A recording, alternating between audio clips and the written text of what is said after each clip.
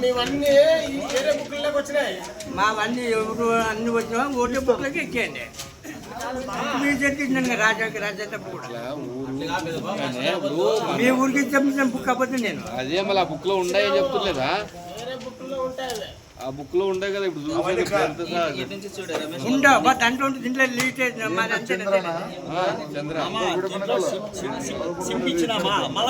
రసీదు ఉంది. మా బుక్ లో అదే ముత్తు 70,000 అని బయటపడి కదా ఈ బుక్ లో ఈడేసిండే మాకు వెనక అమౌంట్ ఎంత అయినది ఈ బుక్ అంతా కలిసి ఒక అమౌంట్ మళ్ళీ ఇటుకల అమౌంట్ ఇంత అయినదని తెలుస్తుంది.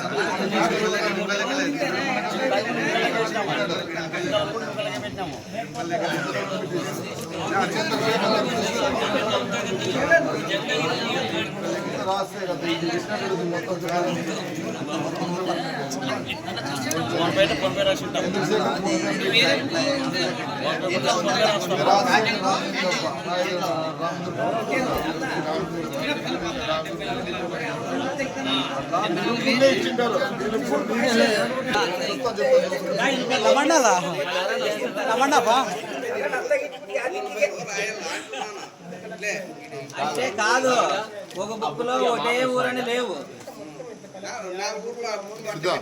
యాడ్ చేసి బిల్ నంబర్ తో పాటు యాడ్ చేసి 11,555 ఉండాలి. ఇంత అమౌంట్ అని చెప్పేసి సరిపోతుంది. 73 ఆ పైన అట్టమింది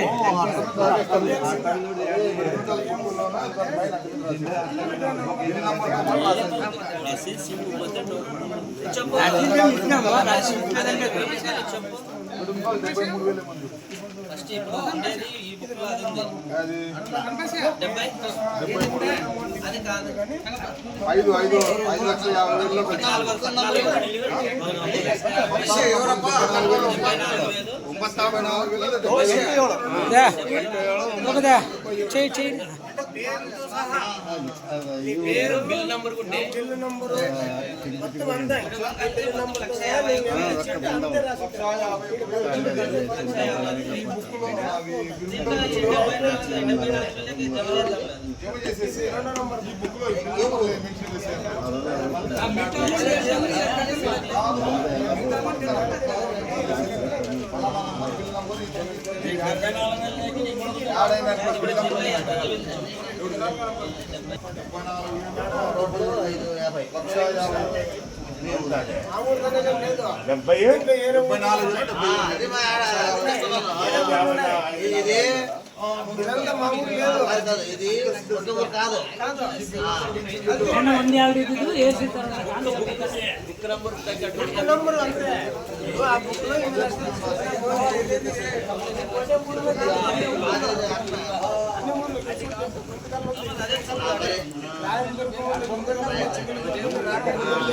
రామదుర్గం ఉంది, ఆలూరు ఉంది, సిద్ధరాంపురం ఉంది, సిద్ధంపల్లి ఉంది.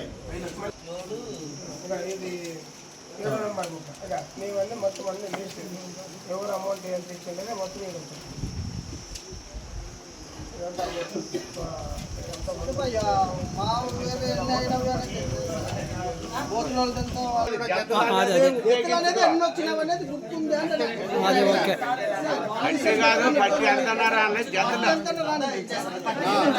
కరెక్ట్ అడిగా కరెక్ట్ అడిగా మొత్తం టోటల్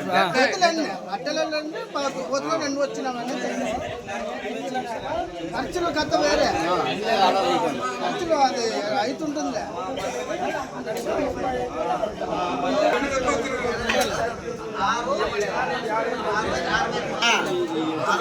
నీకు సమాధానం చెప్తా. బౌద్ధులు అక్కడ చెప్తాను. చెప్పండి మాలూడవా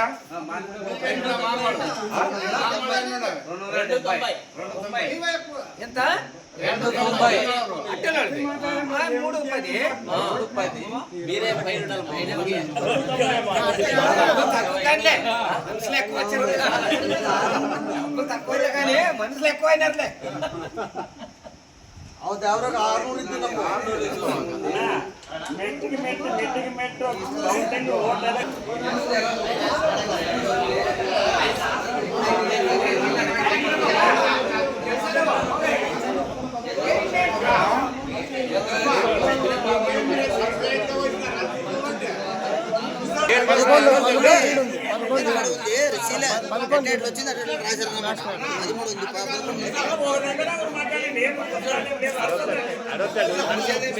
ఇంకా ఇది 12 ఈడు సీరియల్ ప్రకారం లేదు బుక్కులు నగర్లో 50 జతలు దాటితే 35 జతలు వచ్చినాయి.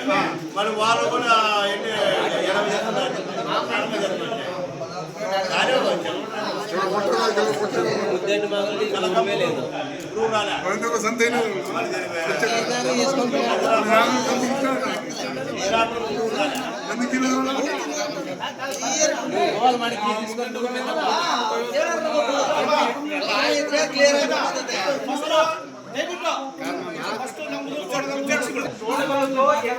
ಕೊಡ್ತು ಅಂತ ಒಪ್ಪತ್ತು ಹೇಳಿದ್ವಿ.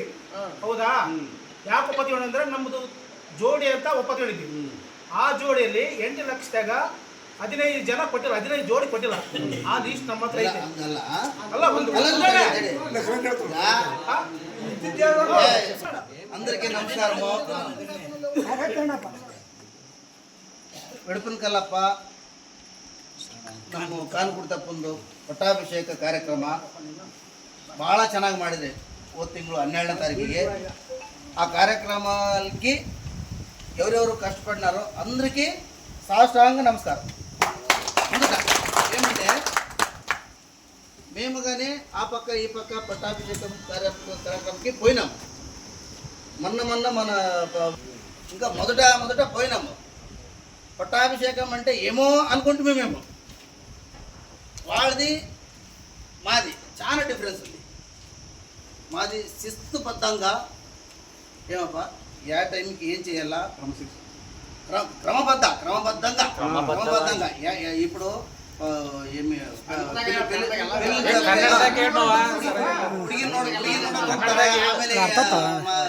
ಬೆಳೆ ಯಾವುದು ಸೀರೆ ಕೊಡಕ್ಕೆ ಹೋಗ್ತಾರೆ, ಬೆಳೆ ಕೊಡಕ್ಕೆ ಹೋಗ್ತಾರ, ಇಳವು ಮಾಡಕ್ಕೆ ಹೋಗ್ತಾರ, ಮಾತಾಡಕ್ಕೆ ಹೋಗ್ತಾರ, ಆಮೇಲೆ ತಾಳಿಗೆ ಹೋಗ್ತಾರೆ, ಇನ್ನೊಂದ್ಸರಿ ಗಂಗಮ್ಮಗೆ ಹೋಗ್ತಾರೆ ಲಾಸ್ಟಿಗೆ.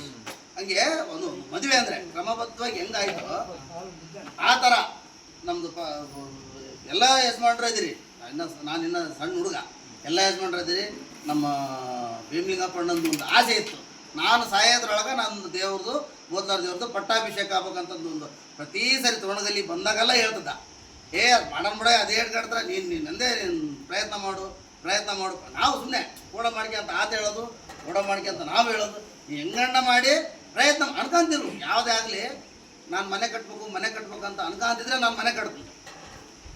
ನನ್ನ ಮಗಂದು ಮದುವೆ ಮಾಡ್ಬೇಕಂದ್ರೆ ಮಾತ್ರ ಅವನು ಜಲ್ದಿ ಕಂಕಣ ಕೂಡಿ ಬರ್ತದೆ.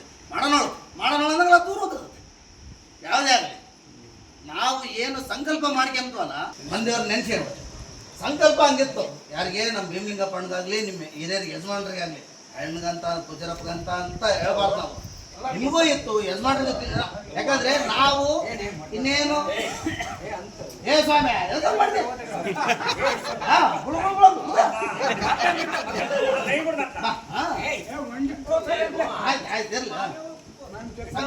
ಕಡೆಗಣನೆ ಆಗಿ ಮಾತಾಡ್ತಿಲ್ಲ ನಾವು. ನಮ್ಮದು ಅವ್ರದ್ದು ಹೆಂಗಾಯ್ತು ಗೊತ್ತಿಲ್ಲ, ನಮ್ಮದು ಮಾತ್ರ ಕ್ರಮಬದ್ಧವಾಗಿ ಆಯ್ತು. ಅದಕ್ಕಾಗಿ ನಿಮ್ಮ ಪಾದಕ್ಕೆ ಶರಣು.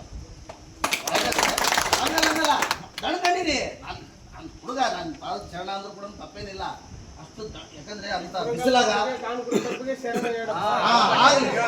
ನೀವೇ ಕಾನ್ ಕುಡ್ತೇಪ್ಪ, ನನ್ಗೆ ನೀವೇ ಕಾನ್ ಕುಡ್ತೇಪ್ಪ ನೋಡಿ. ಹಂಗಾಗಿ ಎಷ್ಟು ಪ್ರಯತ್ನ ಮಾಡಿರಿ, ಕಷ್ಟ ಬಿದ್ದು ಪ್ರತಿಯೊಂದು. ಯಾಕಂದ್ರೆ ನಾವು ಒಂದು ಮನೆಗ ತೊಟ್ಲಿಡೋದ ತೊಟ್ಟಿಗೆಲ್ಲ ತೊಟ್ಲಿಟ್ಟು ಬೀಜ ಕಳ್ಸೋಟಿಗೆಲ್ಲ ಸಾಕಾತಪ್ಪ. ಬರೀ ಸಣ್ಣ ಕಾರ್ಯ ತೊಟ್ಲ ಮಾಡಕ್ ನಿಂತ್ಕೊಂಡು ಮತ್ತೆ ಮನ್ಯಾಗ ಮಾಡಿರ್ತಾರ, ಸೊಸೆ ಮಾಡಿರ್ತಾರ, ಅತ್ತೆ ಮಾಡಿರ್ತಾರ, ಮಕ್ಕಳು ಅಂಥದ್ರಾಗ ಇಂಥದ್ನೆಲ್ಲ ಈಗ ಪಿನ್ ಯಾಕಂದ್ರೆ ಅಲ್ಲೆಲ್ಲ ಬರೆಯೋದು ಹೇಳ್ತಿದ್ದೀನಿ. ಕಾರ್ಯಕ್ರಮ ಬಿಡು, ಬರೆಯೋದು ಪಿನ್ ಬರಿಬೇಕಲ್ಲಣ್ಣ. ನನ್ನ ರೊಕ್ಕ ನನಗೆ ಲೆಕ್ಕ ಕೊಡ್ಬೇಕಾತ, ನನ್ನ ರೊಕ್ಕ ಅಲ್ಲ. ನಾನೇನು ಬಂದು ತೋರಣಗಲ್ಲಿಂದ 5 ಲಕ್ಷ ಕೊಟ್ಟಿನಿ, 10 ಲಕ್ಷ ಕೊಟ್ಟಿನಿ, ಅಲ್ಲ. ವಿಚಾರ ಮಾಡ್ಬೇಕಲ್ಲ, ಅದು ಹೆಂಗಾಯ್ತು, ಏನಾಯ್ತು. 10 ವರ್ಷ, 11 ವರ್ಷ, 15 ವರ್ಷ ಆಗಿದ್ರು ಕೂಡ ಒಂದು ಪಟ್ಟ ಇರ್ತಂದ್ರೆ 2 ವರ್ಷ, ಇನ್ನು 2 ವರ್ಷ ಆದ್ಮೇಲೆ ಮಕ್ಕಳು ಅದು ಒಂದು ಗೆರೆ ದಾಟಿದಂಗ. ಹೌದಲ್ಲ ಮಮ್ಮ? ಅದೊಂದು ಗೆರೆ ದಾಟಿದಂಗ. ಸುಮ್ಮನೆ ಪಟ್ಟ ನಮಗೆ ಅದೃಷ್ಟ ಇದ್ರೆ ನಮ್ಮ ಕಣ್ಣಿಲಿ ನೋಡೋಂಥ ಅದೃಷ್ಟ ಇದ್ರೆ ಮಾತ್ರ ಅಂತ ಕಾರ್ಯಕ್ರಮಗಳು ಸಿಗ್ತಾವೆ. ಅಲ್ಲ ಪಟ್ಟ ಇರೋದು ಯಾವ ಕುಲಕ್ಕೆ ಇಲ್ಲ ನಮ್ಮ ಕುರು ಕುಲಕ್ಕೆ ಈ ಪಟ್ಟ ಅದು ನಮ್ಮ ಕುರುಬ ಜಾತಿಗೆ ಮಾತ್ರ ಅದು ಪಟ್ಟ ಅಂತ ಬಂದಿರೋದು, ಸುಮ್ಮನೆ ಎಲ್ಲರಿಗೂ ಬರೋದಿಲ್ಲ. ಯಾವ ಕುಲಕ್ಕೆ ಇಲ್ಲ.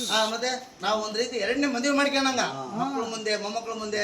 ಅವಾಗ ಏನು ಮದುವೆ ಆದಾಗ ನಮಗೆ ತಲೆ ಇರೋದಿಲ್ಲ, ಆದ್ರೂ ಇವಾಗ ಇನ್ನೊಂದ್ಸರಿ ಮದುವೆ ಏರ್ಕೊಂಡಂಗೆ ಬಟ್ಟೆ ಕೊಡ್ತಾರೆ, ಬೀಗರು ಬರ್ತಾರೆ, ಬಿಜ್ರು ಬರ್ತಾರೆ, ಉಣ್ತಾರೆ, ತಿಂತಾರೆ ಅಂತ ಕಾರ್ಯಕ್ರಮ ಸುಗಮವಾಗಿ ಸುಸೂಕೃತವಾಗಿ ಇಂಥ ಅಡಿಬೇಗ ಒಬ್ರಿಗೆ ಒಂದು ಇರಿವೆ ಕಡಿದಿಲ್ಲ.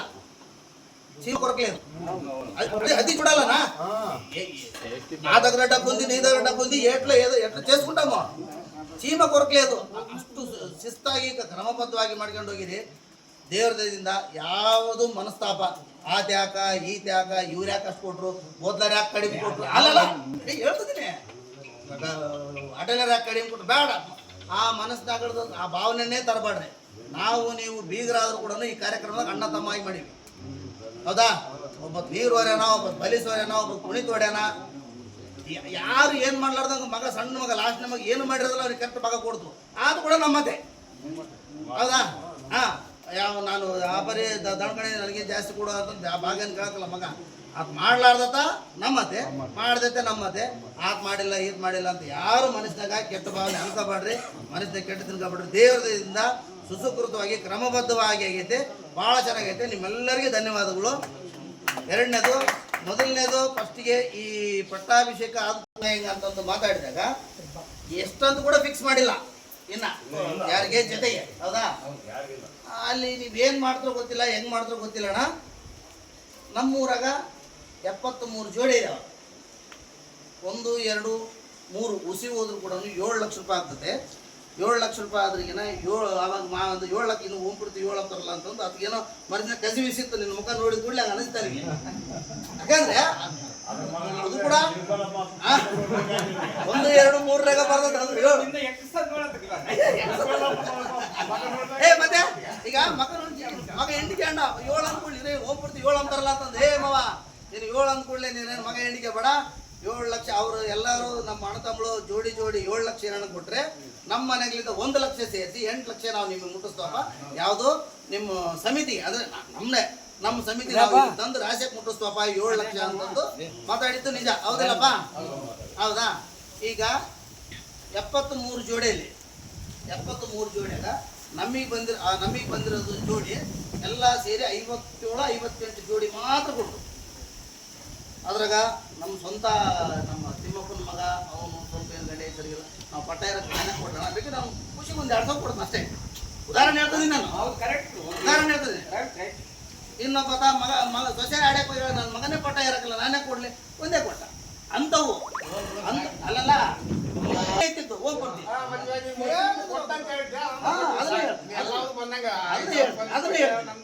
ಹೌದಾ ಅಣ್ಣ? ಅದನ್ನ ಹೇಳಿ. ಈಗ ಏನಾಯ್ತು, 59 ಬಂದು ಹೆಚ್ಚು ಕಡಿಮೆ ನಮ್ದು 60 ಲಕ್ಷ 6 ಲಕ್ಷ 10,000 ಆಯ್ತು.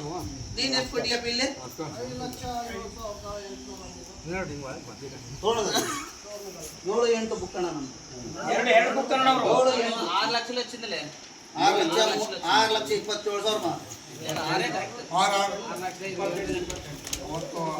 ಹೌದಾ? 6 ಲಕ್ಷ ಅಲ್ಲ? ಹೌದು, ಮಾದಾಪುರದ 6 ಲಕ್ಷ ಮಾದಪ್ಪ. ಹೌದಾ? ಟೋಟಲು 18 ಜೊತೆ ಬಂದಿಲ್ಲ. 18 ಜೊತೆ ಬಂದಿದ್ರಿಗಿನ ಹೆಚ್ಚು ಕಡಿಮೆ 8 ಲಕ್ಷ ಆಗೇ ಬಿಡೋದು. ಕೇಳ್ತಾರ ಲೆಕ್ಕ?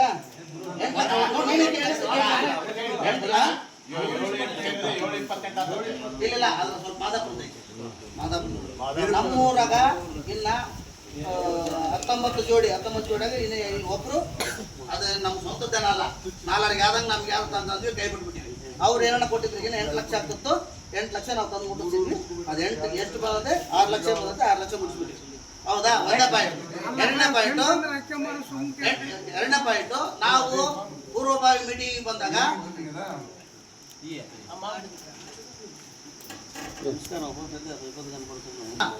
ಮಾತಾಡಿದಾಗ ನಾನೇ ಬರ್ದಿದ್ದು ಊಟದ್ದು ಆ ಬುಕ್ಕ ಎಲ್ಲಿದ್ದ, ನಾನು ಬರ್ದಿದ್ದು ಬುಕ್ಕ. ಊಟ ಏನೇನು, ರಾತ್ರಿ ಊಟ ಏನು, ಬೆಳಿಗ್ಗೆ ಊಟ ಏನೇನು ಅಂತ ನಾನೇ ಬರ್ದಿದ್ದು. ಹೌದು, ಕುತ್ಕೊಂಡು ಈಗ ಈ ಫೋಟೋ ತೋರಿಸ್ತೀನಿ. ಹೌದು ಹೌದು, ನೀವು ಕೂಡ ಇದ್ದಾಳೆ. ತನ್ನ ನೋಡ್ಬಿಡು ತಗೊಂಡಿದೆ ನೋಡ ಅದೇ ಐತೆ ಅಲ್ಲಲ್ಲ ಹಳೆ ಬುಕ್ ಅದಲ್ಲ ಹಳೆ ಬುಕ್ ಉದ್ದೊಂದು ಲೀಸ್ಟ್ ಅಂತ ಬರ್ದಿದ್ವಿ ಏನೇನು ಮಾಡ್ಬೇಕಂತ ಆ ಬುಕ್ಕ ತೆಗಿದ್ವಿ ಅವ್ರಲ್ಲ ಉಂಟು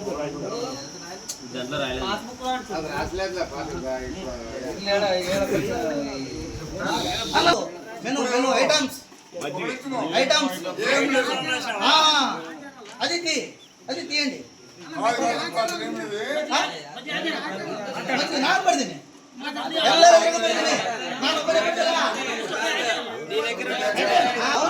అవునా కాదా నేను మాట్లాడుతుంది కరెక్టా అవునా ఇప్పుడు నువ్వు ఏమే ఐటమ్స్ అని రాసిండేవన్నీ ఊళ్ళో కమిటీ సభ్యులకు రాలేదు అది మీతో కాదప్పా మీ బుక్ ఫోటో చూపి అది కూడా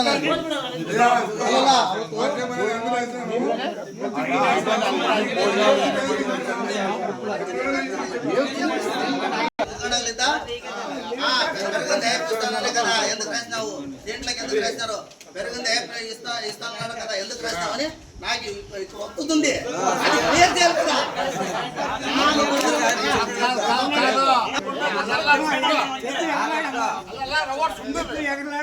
మజ్జిగ ఆకులు అటు కొడుతులు ఎన్నే ప్రశ్న యా ఊర్లో ఏం పట్టి కొడుతున్నారు ఏం కొడుతున్నారు అది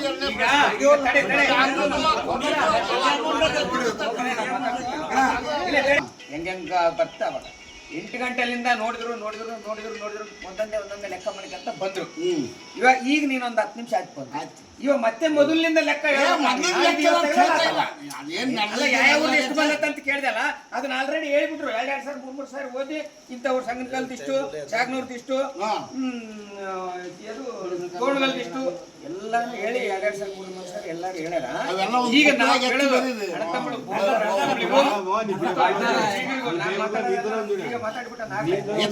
ಯಾಕಂದ್ರೆ ನೆಕ್ಸ್ಟ್ ಈಗ ಏನು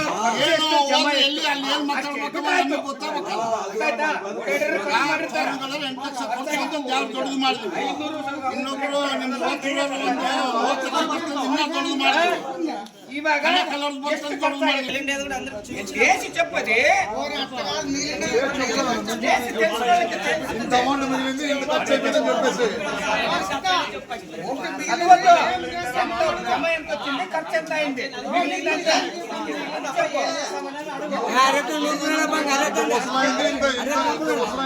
ఖర్చు అయిపోయింది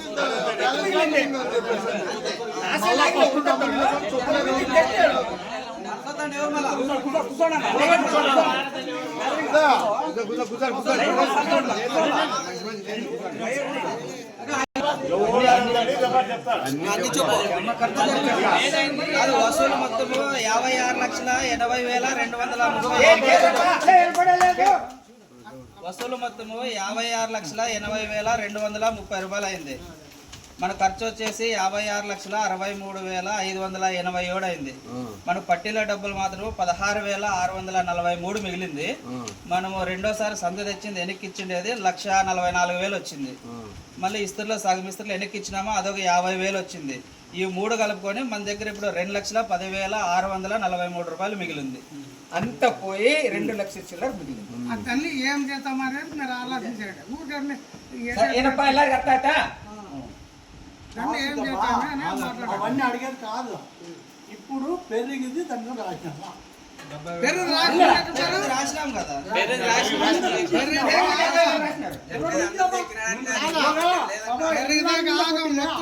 అన్ని ఏం చేసిండే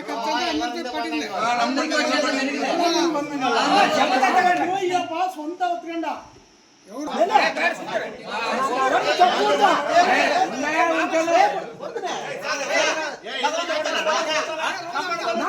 చెప్పకూడదు